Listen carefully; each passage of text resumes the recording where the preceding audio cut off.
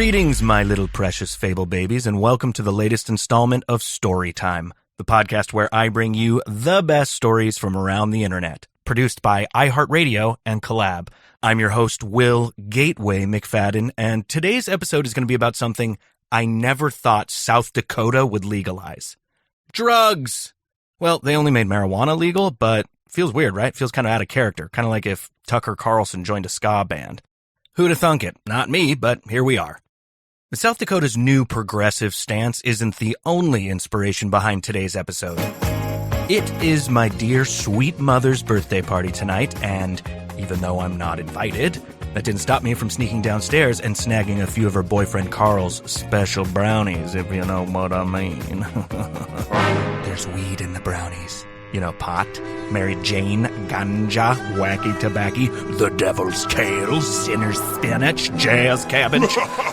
Quick disclaimer, this episode does involve drug use, and in no way do we here at Storytime condone the use, abuse, or distribution of illegal substances. Okay, let's eat some drugs. I'm just going to start with one bite. I have a pretty high tolerance. At least I think I do. I mean, I've watched other people get really high before, and I have a pretty high tolerance for that. So, also, I'm just a super tolerant person. You know what? I'm sure it'll be fine. All right, dive in. As Mary Berry from the Great British Baking Show would say, that is absolutely scrummy. I'm not really feeling anything, so I guess I'll just eat the whole thing. I mean, people do that, right? Okay. Well, this seems like a great time to jump into our first story from Chris Melberger, who chewed off a little more than he could bite. I mean, he bit off a little chew than he could more. And so, you guys get what I'm saying. Just play the story. This takes place back a few years ago when I was a young lad, 19 years old, and I was hanging out with my boys. We were sitting on the couch, chilling, watching Planet Earth, and it was my turn to hit the gravity bong, as you do. So I remember lighting it up. It was a Coca-Cola bottle cut in half and filled with water, ping pong ball in the center just for fun. And I remember the smoke being so solid you can cut it in half with a knife. And before I hit it, I went, "See you guys later." Blew it out, and then I was like, "Oh, that was pretty cool." And then everyone was like, "Oh, we're doing another one." And I was like, "Oh, we're doing another one. Great." So I did part two, same situation. I hit it, right? I actually said either good game or like, got a blast or some shit. And then I hit it, and then I sat back down on the couch with my two other friends, and we're just sitting there watching Planet Earth. It's like the octopus one where the little guy like runs across the ground. And at one point, I just kind of go, like, I don't know if I was out loud or in my brain, but I go, "Oh shit!" And I look around, and my two friends are just looking at me. I'm like, "Yo, what's up, guys?" And everyone was like, "Dude, what?" I'm like, "Yo, do you guys feel this?" And I was so confused because I was like outside of my body. And the last text I remember sending was to some girl that I was probably talking to. Sorry, Shan. And it said something along the lines of, "I don't feel like I'm on this planet. I feel like I'm on a different planet or some shit." And so I start doing laps around my friend's house, and my throat is closing in. I have tunnel vision. I can't breathe. I'm taking my shirt off, like not crying, but like I feel like I'm dying. And I'm drinking water to like open up my throat, but it's just like not working. And I'm like, "Yo, can one of you guys call 911? I'm pretty sure I'm dying, and that would just be really great."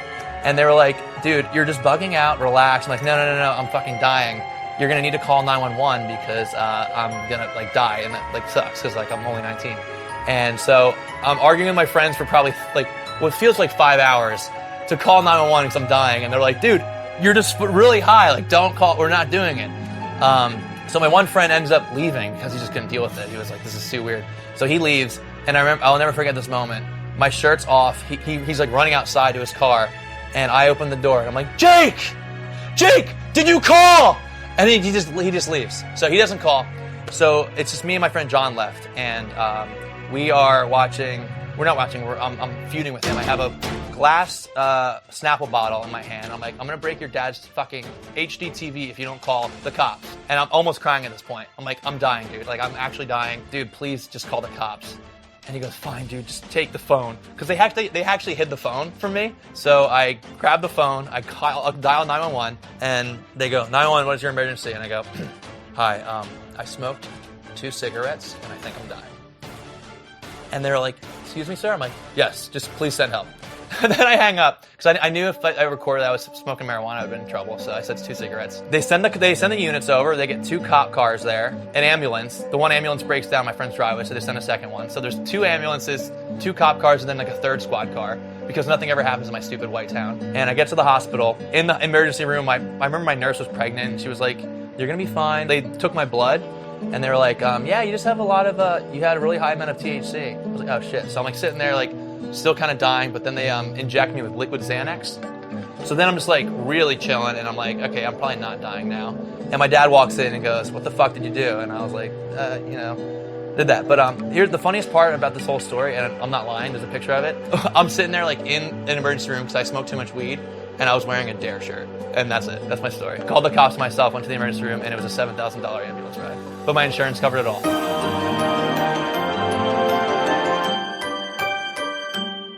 Hashtag relatable. That was Chris Melberger. Melberger. I could go for a Melberger right now. You know what I'm saying? For more content from this neat dude, follow at Chris Melberger on all platforms. And by the way, his Twitch is fire. Speaking of twitching, y'all, that brownie hit me like a Trump duck. Did I just say Trump duck?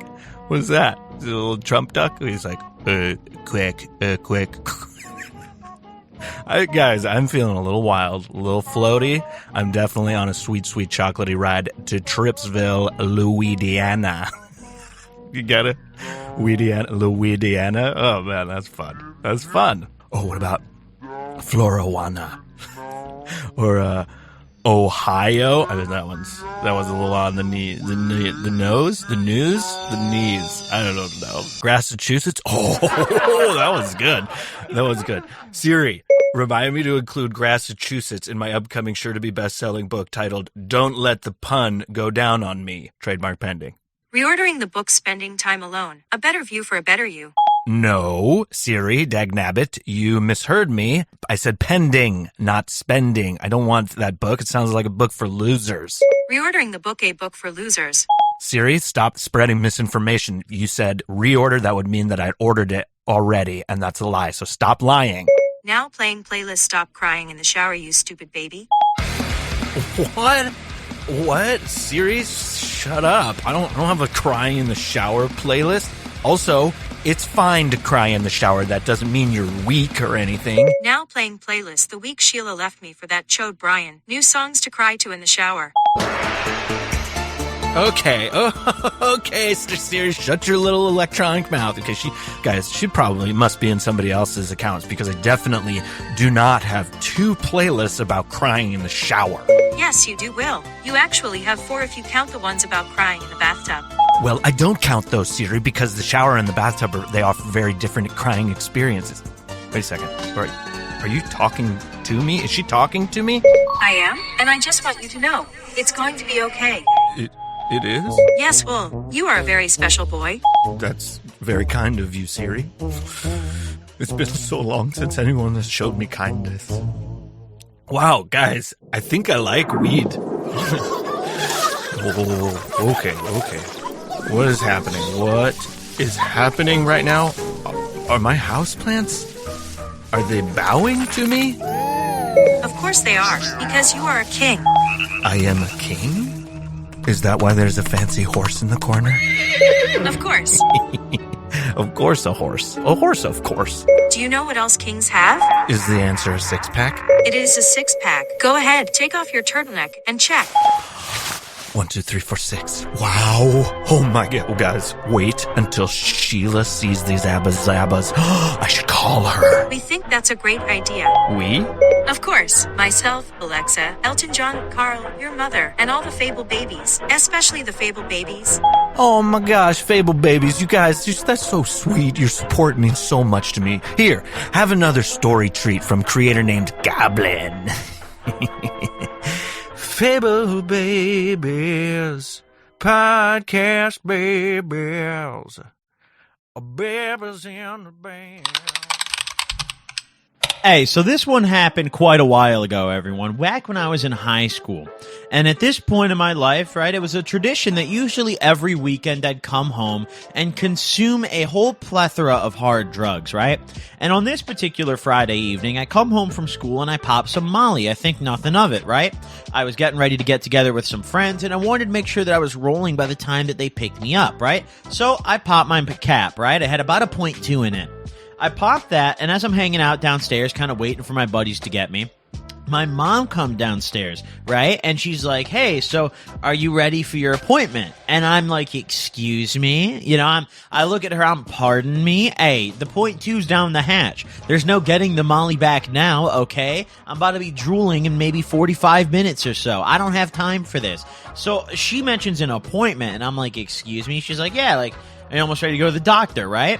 And I had completely forgotten. Granted, I don't know if I forgot or she just neglected to tell me. Either way, I didn't know this was happening. But I had forgotten that I had a physical, right? I had just recently transferred from my main school to my alternative school, and one of the things I had to do was go to the doctor and get a physical. And this was that day, right? The fateful day finally came. So I'm like, oh my fucking God, dude. Like, I'm like, what the hell's going on, right? So my mom gets the car ready, right? And I hit up my homies. I'm like, yo, boys, like, give me a little bit, all right? We'll link up a little later, all right? So my mom's getting ready, and I run upstairs, and I kind of get ready to go to the doctor, right? I run upstairs, and I'm like, oh, fuck, like, I gotta act different. I gotta dress a little different. I'm going to the doctor this time around, okay? This is the family doctor. This guy sees my grandmother, okay? Like, listen, he can't know I'm on drugs right now. So I run up to my room and I do my very, very best to throw on like a very straight edge, like khaki pants, kind of outfit, which is nowadays that's what I wear pretty much every day. But back then, hey, listen, man, I had to dress down for this. So I run upstairs, I get ready, and I'm sweating, right? Out of fear at this point. The Molly hasn't even hit me and I'm sweating, right? So go downstairs, hop in my mom's car, and we're riding along. And I remember she's trying to make some conversation with me. And as we're in this car ride, it hits me, right? The cap hits me. And I remember we're sitting in the car and my eyeballs just turn into saucers, dude. They just go from standard size to looking like if you guys have ever owned a cat and they see some shit they're about to kill, that's how my eyes looked, bro. Absolutely out of this universe, right? So I'm in the car and I feel this tingling sensation in my body, right? I feel that physical come up and that mental come up, right? Mentally, I'm getting lit. I'm just looking around. I'm really enjoying the environment. Physically, my arms, I just feel this kind of almost like electricity going through me, like it's very hard to put into words how the come up on Molly feels, but I think the best way to really put it is that like if someone just took a cup of hot chocolate and just poured that shit through your veins and the temperature never decreased. It's a very cool and warm feeling, but it's very comfortable. But either way, that's not the point here. So I'm rolling sack at this point, right? I'm bussing. And my mom's over there trying to make some small talk with me. And I remember I'm sitting in the car and I'm just like, Mom, like, holy fuck, dude. I can't tolerate this. And back then, I had one of those little vapes, right? Nowadays, everyone's got a Juul or some shit like that. Back then, I still had one of those big old chunky box mods, like that was the thing back in high school, right? So I'm smacking that thing and I'm ripping the fuck out of it, dude. I'm holding every last second of that nicotine. I'm the fiend supreme in this car right now, okay? I'm literally no smoke is coming out, bro. Like normally, if the windows are up and you're riding around, I'm hitting my vape, the whip's getting hotboxed. Today, ladies and gentlemen, none of that nicotine, that sweet, precious nicotine, that nectar was escaping my lungs, okay? So we get to the doctor's office, and at this point, I'm just full swing rolling, right? Like, there's no holds barred. I'm fucking lit. I'm walking into this doctor's office like this shit's a club, dude. I'm bussing, right? So we walk in there, and my mom checks me in, and I have a seat, right? And the concerning thing about this is that this is my family doctor, mind you. This is not like some random guy that I'll never see again. Like, I've been seeing this man since I was a baby. And on top of that, it's not like I'm just getting a prescription renewed. I'm getting a physical. So as I'm sitting in the waiting room, I'm kind of realizing the full scope of the situation. But, the stress of it doesn't really hit me. I'm more so just sitting there thinking like, oh yeah, this is about to go bad. But they got a TV set up in the top corner. I'm watching TV. It's nice. All the decorations are colorful in here because I guess guess they like they served kids at this doctor too, so there was like a bunch of like kids stuff on the wall. So I was just looking around, bussing, dude. My mom's sitting there in dead silence, and listen, by the way she's looking at me, I could tell she knew something was up, right? And whenever my mom sits and looks at me, she has this certain look where if she crosses her leg a certain way and if she tilts her head a certain way, I know that when I get home, I'm fucked. I know that when I get home, there's no escape. I might as well not even get back in the car. And that is the look I received, right? I'm sitting there, and my mom, now, I don't think she knew I was on Molly, but my mom knew that I did drugs, right? She knew at the time that I did drugs, so she could tell when I was not sober. I thought at the time I was much sneakier than I was, but realistically, when I put myself in her shoes, if I had a son and I bring him to the doctor's office, then I realize his eyes are triple the size they should normally be, bowling ball size, right? The dude's sweating balls in a well air-conditioned environment, and he's just glued to the walls. He's looking at the posters on the wall instead of his phone. You know that you've got a problem, okay? You know that, hey, you got a drugged up child, all right? So, doctor comes out, brings me back in for my physical. I go back in there with my mom at first, right? She comes in at first, and I'm a minor at this point, mind you. So that was standard. Like, it wasn't just like, oh, they dropped me off. Like, she goes back there, and then I would tell the doctor, like, oh, get her out for this part, right? So we started off, I'm kind of chatting shit with the doctor a little bit, just going back and forth, because I love this guy, dude. I still see this doctor, but now he knows all the drugs I do. Back then, he didn't, because I was a minor, so I was, afraid to tell him. But either way, we're talking our shit, having a good time, right? And, the nurse practitioner, whatever her name is, I think it's a nurse practitioner. I don't know, bro.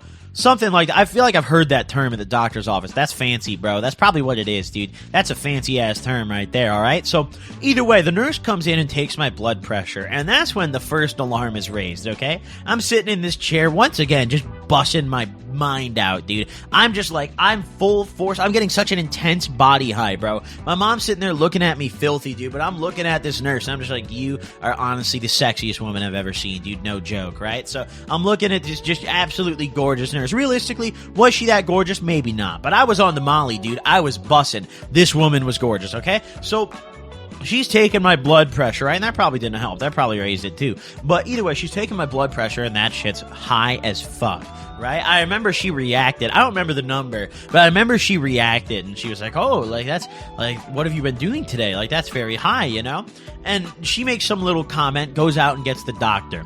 Doctor comes back in. He sees my blood pressure. He's like, oh, what have you been doing today? So I'm panicking, bro. I'm like, oh, fuck. Shit's getting real. Out in the waiting room when I was thinking, I never really contemplated the fact that they would actually ask me questions about my physical condition. But now that I'm actually at the physical and realize that the doctor actually cares, oh, shit, boys, we're in trouble, right? So I'm like, oh, dude, I was mowing the lawn earlier, man. You have no idea, doc. I don't even have a lawn. I lived in a townhouse. There is no lawn to mow.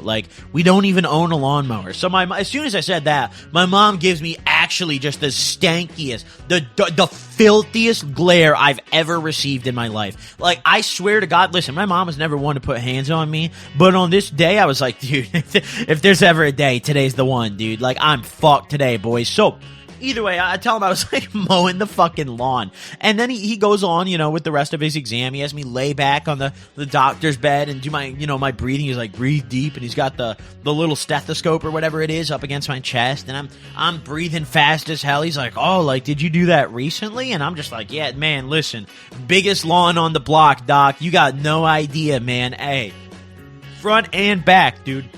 I went cuckoo. I'm just bullshitting this man at this point.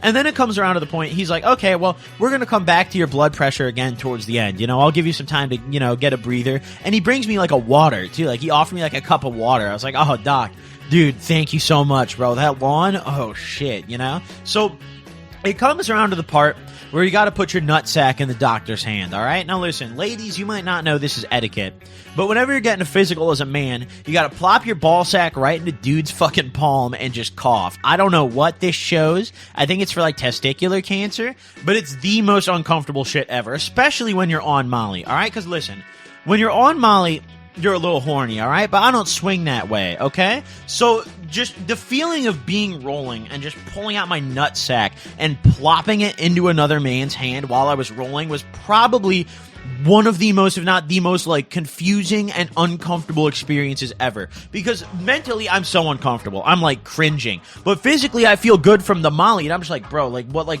I'm really, like, sexually confused right now, G. Like, dude, this has got to get over with. So, of course, I place my sweaty, Molly rolling scrotum in this man's hand, right? And he does the little cough thing to make sure I don't have testicular cancer or whatever it is, right? So, I do my little coughs, I do my routine. He's like, oh, honestly, dude, healthiest nuts I've ever touched, right? I'm like, pet, thanks, docs. The biggest, too. Hey, what can I say? So, either way, we get that part done. My mom comes back in. I shoot her out of the room, but, he brings her back in. He's like, all right, well, he's looking pretty good. We just got to do a couple more things. And then he did a couple more things, which was really mainly just like height, weight, stuff like that. They say that. I thought they did that first at physicals. But they did that last this time for some reason, which really tripped me out. But I was full force rolling by the time this came around. Like, this entire experience, like, in the car, I started to feel it. Then during the beginning of the appointment in the waiting room, I was coming up. Now I'm peaking. So I'm sweating harder than I was before. And it comes time around to take my blood pressure again. And they sit me down, and I'm nervous as fuck, because now I know that it's high, and I know that it has to be lower, or else, like, what's gonna happen, Like, I'm like, I can't tell my doctor I did Molly, normally you can. Like, as an adult, I tell my doctor every drug I do.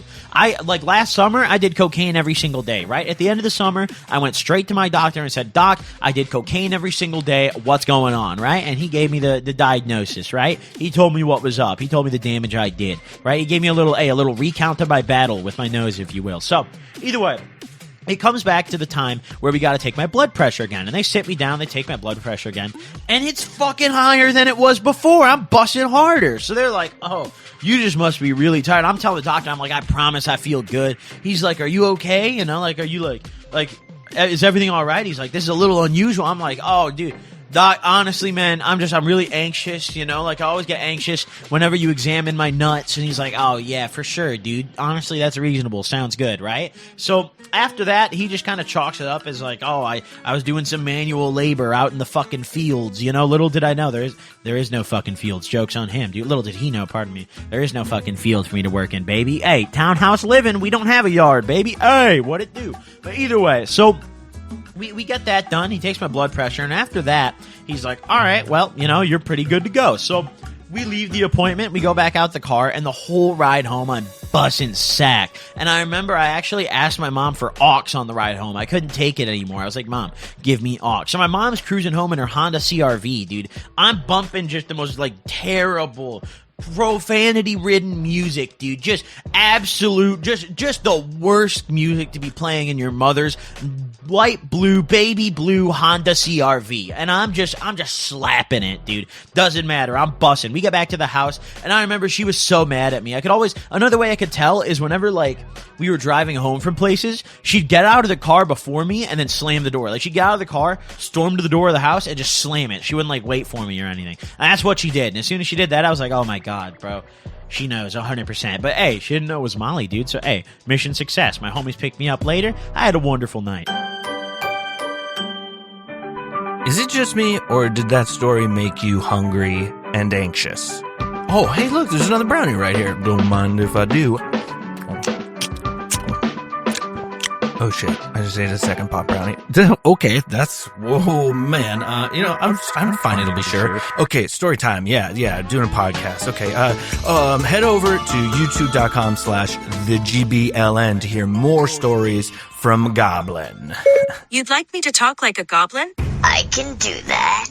Absolutely not. Stop talking like that, please. That is horrible. Are you sure? I am 100% sure. Please never do that again. Yes, my liege. Thank you. Okay, so, quick update. I called Sheila. She did not answer, but I did leave a very seductive voicemail of me dancing, so we'll probably be hearing from her any minute now. Also, the horse is still in the corner, and I've braided his mane. His name is Carol. Thanks, Will. What else we got? My bedspread has turned into a garden, which is something that I've always wanted for quite some time, but Sheila said that planting flowers was for grandmothers and men that will never find happiness. One downside to the garden is that it has attracted its fair share of bumblebees, So I guess that's a bit of a batch 22 right now. I'm also a little allergic to bumblebees, so let's just hope we don't have a my girl situation on our hands. Full transparency, that second brownie is kicking into my bod right now. My mouth is like a desert, and my legs are moving on their own. What is happening? Am I doing a soft shoe right now? I didn't even know I knew how to tap dance. You can do anything. I can do anything. Yeah. Seems like the bees are not a fan of my tippy tapping. Hey guys, it's okay. It's okay, everybody, just chillax. Okay, they did not like that suggestion. Hey guys, what would make you happy right now? Pollen, huh? Maybe some honey? How about a really entertaining story from the never not entertaining Reddit? Oh god, they are forming some sort of a bee NATO. Well, guys, what do you want from me? The year was 2012, and we were all supposed to die in December. It was my freshman year of college. I was settling in quite well. You know, I made friends with a bunch of people in our residence hall. We hit it off immediately. We started going out on the weekends, starting with Thirsty Thursday, which, you know, turns out that's actually a real thing. I had more than one roommate. We lived in a 4-person suite with 2 bedrooms. I had a full ride to university, so, you know, I had a lot of extra money to spend on living arrangements and meal plan, and oh yeah, I was also a huge pothead. Right, so I made friends with the dealer on my floor and started buying him extra meals in exchange for weed. That's when one of my roommates comes to me with this proposition. He said, "Do you know what bitcoins are?" I didn't. So he explained the whole virtual currency to me, you know, and how it worked, and then he really laid it out. He told me that he had quite a lot of bitcoins and that he wanted to get into selling weed. It all sounded great, but I wasn't sure what he needed me for. He then tells me that he doesn't really talk to anyone and that he always sees me with people, you know, going to parties every weekend, stuff like that. So I'm like, okay, this makes sense. He tells me how the operation's going to work, which sounded pretty swell. For the record, I was 18. You know, I was very stupid at the time. And anyway, he would purchase the drugs from the Silk Road, which is this dark website where you can buy like literally fucking anything. Our friend Noah would then get the goods delivered to his apartment, which had a mailroom with hundreds of mailboxes. This was good because it'd be a little bit, you know, less suspicious. Also, his apartment was not on our campus.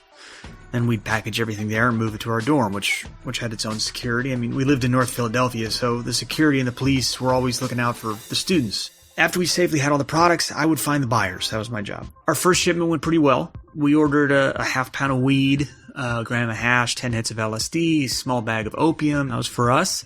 And 1,000 milligrams of alprazolam extract. It's like Xanax, you know, for my roommate's personal anxiety treatment. I don't know. We got into the business to be weed salesmen. But the weed took forever to sell. Everyone who sold weed already had good connections from their hometowns.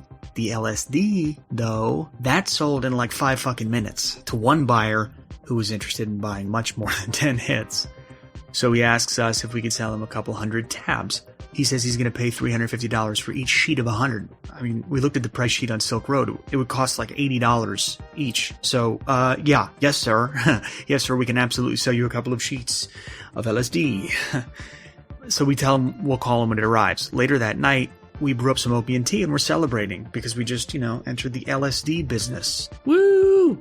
We bought the sheets for him and we also bought 2 extras in case anyone else was interested or they wanted some. So the next shipment came with no problems. Our friend comes over and he buys the sheets we promised him.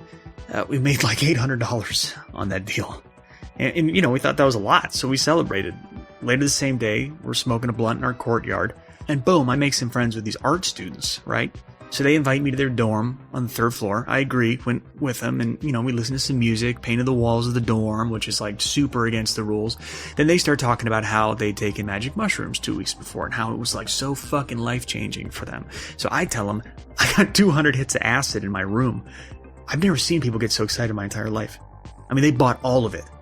They paid $400 for each sheet. Seemingly out of nowhere, we made like $600. Boom, again. And we thought that was a lot. So my roommate's like really happy with this whole, you know, my networking abilities here. And I mean, dude, I was just getting high with hipster art students. I didn't really possess the networking skills that everyone thought I had. So anyway, we go online, we purchase another 5 sheets. We start getting a bit more confident in our ability to sell this magic money-making paper shit. So the weekend came and I'm hanging out with 2 of my friends from our residence hall. Joe, who was really chill and loved smoking weed as much as I do, and Bianca, who was so cool that it frightened me. I mean, she was like super intimidating. I had this huge crush on her, but she was talking to a kid that lived in Johnson and Hardwick Hall. So Bianca, she's the type of person you see in the movies about cool kids doing cool shit. I mean, a character who's got a whole lot of depth, but it takes like the whole movie to get to know who she is, to like peel back all the layers. And by that time, you're just totally in love with her. Yeah. So I tell her, I'm like, look, if we sell the rest of the acid, I'll buy you a new tattoo. She was covered in them. It was so fucking cool. So that night, Joe was going to take us to his friend Jamie's house. We were going to try cocaine for the first time. Honestly, I was terrified. Not only was I terrified about just trying cocaine, but I was scared of doing it with Bianca because I didn't know how I was going to react to it. And I didn't want to do something stupid. So anyway, we arrived at Jamie's house. Jamie was also super intimidating. His house was, your typical trap house. What they look like all the time is a bunch of really expensive music equipment everywhere. Everybody wanted to be a rapper or a DJ that year. He introduced all his friends, and he offered us some lines of cocaine. So here we go. Joe went first because he'd already done some before. Bianca went next without hesitation. Just so fucking cool. So then it's my turn. I remember my hand was like shaking, and with the rolled up bill between my fingers, I chose the smallest line possible and sniffed. I didn't taste anything like I expected. 5 minutes went by, and I'm like, oh, okay, this is what cocaine is like. It was honestly, it was really underwhelming for me. It was also some thoroughly stepped on shit. I know that now because since then I've done some foreign blow that literally almost made my heart stop. Anyway, Jamie and I got talking, mostly about his music career. Jamie told me if I ever wanted to buy cocaine in bulk to hit him up. I laughed and told him if he ever wanted to buy LSD in bulk to hit me up. I was half joking. And he looks at me with the straightest face and he asks me if I'm serious. Honestly, this Jamie guy really scared the shit out of me. He was a good 10 inches taller than me, and the whole scene was really starting to freak me out. I did tell him I was serious, though. So he's like, come with me. He brought me into this room and he closes the door. The room was super quiet. The walls were soundproofed. And the room was full of money, cocaine, and guns. Okay, he's probably not going to kill me, I'm thinking. I hope, And then he asked me about my LSD connection, and I told him I could get him sheets for $350. He said he wanted books. Books? I mean, the guy wants books? I didn't know this at the time, but a book is 1,000 hits of LSD. I told him I had to talk to some people and I would let him know the price, but that I could definitely make it happen. Sure. We went back to the party and he gave me line after line of cocaine. Joe offered him money for the lines, but Jamie told him not to pay. He said, your friend here bought you guys as much coke as you want for the night. Honestly, that made me feel pretty fucking cool. After the party, I talked to my roommates. So we looked up the price of a book on Silk Road. $300. Not only could we have saved a lot of money if we had just bought a book from the start, but we were going to make a lot of money by selling the book. The days of getting excited over $800 were about to come to an abrupt end. I talked to Jamie and asked him how much he would be willing to pay for each book. He said he was not going to pay more than $3,000 for each book. So we decided we would sell him the books for $2,800 each. He agreed, and he asked how many we had. I said, we can start with 5 books. He agrees. That was perfect. Not only were we about to make more money than we'd ever expected, but acid was incredibly easy to ship. They're basically like sheets of paper. Our supplier used to send it to us between pages of large children's coloring books. The books, or the prints, as our supplier called them, blended with the kids' books very well. Our prints consisted of a large picture of Bart Simpson, the Grateful Dead Bears, and a double rainbow portrait. If you don't know what acid was, you wouldn't even known these were drugs, I mean, shit, we made nearly $14,000 on the first deal. So over the course of the next few months, we would sell close to 30,000 hits of LSD. We had $75,000 in cash sitting in an empty bedroom in Noah's apartment. I stopped going to class. My roommate had filled his entire room with computer parts and instruments. Noah Oh, we didn't really see him that much, but he was always present when we needed a shipment. We broke our cardinal rule of not getting high on our own supply. We took a lot of acid that semester. It was an extremely enlightening period for us. Things in my world began to take an entirely different meaning, and I had a newfound appreciation for things I'd never noticed. I mean, the connection with my friends became very strong, and we talked about a lot of stuff that was just too deep for my other peers to even scratch the surface of. I mean, man, it was nice. It was nice. By my birthday in February, we had over $200,000 in cash. We didn't die in December. Not that I thought we would, but some people were legitimately surprised by that. They were mostly art students. Things started getting a little crazy. We always told ourselves we would only sell LSD. We had sparked a huge psychedelic scene in and around Philadelphia. There were literally parties where everyone was tripping acid. Many groups of people began taking acid and doing really creative stuff that I really admired, you know? So much good music and art was around during that period. I felt like I was living in San Francisco in the mid-'60s. It felt like we were part of this, you know, incredible scene that nobody outside of the city knew about, you know? But of course, every wave has to break and roll back. It was getting close to the summer. I hadn't been to class in months. We hadn't seen Noah since the previous shipment about a month prior. It was a regular weekday, but I wasn't going to class, so I took 2 hits of acid. I spent most of that evening and night writing and yapping into my tape recorder. I was on the subject of togetherness and how there are so many things that are so incredible that we never notice, even though they're like right in front of us, and you know, acid talk shit. I was looking at a glass of water and thinking about its importance and how so many of us take it for granted. Anyway, that's when my roommate comes home.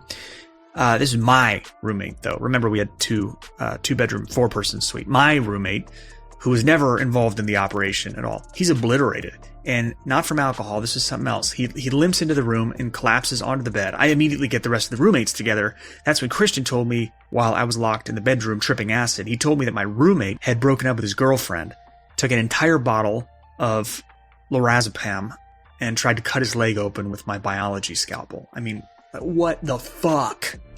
I examined his leg, and it's not like he tried to cut it open. He succeeded. He had a gigantic cut all the way down his lower leg that was fixed up by his father, who was a surgeon. His father then brought him back to the dorm. The condition he was in was terrifying. He was breathing, but not very well. His heart rate was very low, and we had to monitor him for the remainder of the night, taking shifts to make sure that he didn't stop breathing. I couldn't believe that his father brought him back in the condition he was in. I mean, the next morning I was totally exhausted. My roommate and I, the one with the Bitcoins, left and went to Noah's apartment to relax for an hour. While we were gone, Bianca was supposed to watch over him with her roommate. But when we got to Noah's, we had this new problem. Noah hadn't gotten out of bed for what looked like weeks. He'd run out of antidepressants and was in really bad shape. So at this point, I totally checked out. I walked into the living room and opened a bottle of champagne. I pour a glass, pop a Xanax, and just sit down on the sofa. I was a little foggy from my acid trip the night before, and I hadn't really slept very well. That's when the phone rings. It was Bianca. I answered the phone, and her first words are, "Your room is full of police." Whoa. Well, it's been a good run. I mean, on my desk were a couple thousand hits of LSD and a handgun. In the other bedroom were numerous unopened boxes of expensive computer parts, scales, drugs, paraphernalia galore, and a large pile of white powdered alprazolam. The room also smelled heavily of weed because there was a half pound out in the open. We'd gotten very sloppy. We got sloppy, you know? I asked her if my roommate was okay. She said that's why the police were there. She said that his mom was trying to reach him and he wasn't answering her, so she called the police for a wellness check. Bianca then started talking to someone, and then she hung up the phone. We pondered whether or not we should just flee the country and become outlaws. We did, after all, have, cash here at Noah's, close to $1 million, maybe more than that. And because we were getting sloppy, we also had started selling hash, Xanax, LSD, 25I, NBOME, 2CB, 2CI, 2CE, mescaline, cocaine, MDMA, MDA, LSA, clonazepam, Ativan, and other various designer drugs. We were going down for a long time, and I started thinking about my life. It literally was flashing before my eyes. I thought about my high school crush, and how I should have been more upfront with her about how much I liked her. I mean, I loved her. I thought about the time we slept in the same bed, and I couldn't fall asleep because I couldn't believe she was really lying next to me. I remembered how I never wanted to wake up next to anyone else. I thought about my trivial crush on Bianca and how shallow it really was. I thought about my parents and how they'd raised me better. How they did so much for me that I could go away to college and have a better life than they had. I thought about sitting on the beach last summer without a care in the fucking world. The problems in my life that seemed hilarious now. Will I go to prom? Is my car cool enough? My KD ratio in Call of Duty? How could so much happen in less than a year? And that's when Bianca called me again. I was terrified to pick up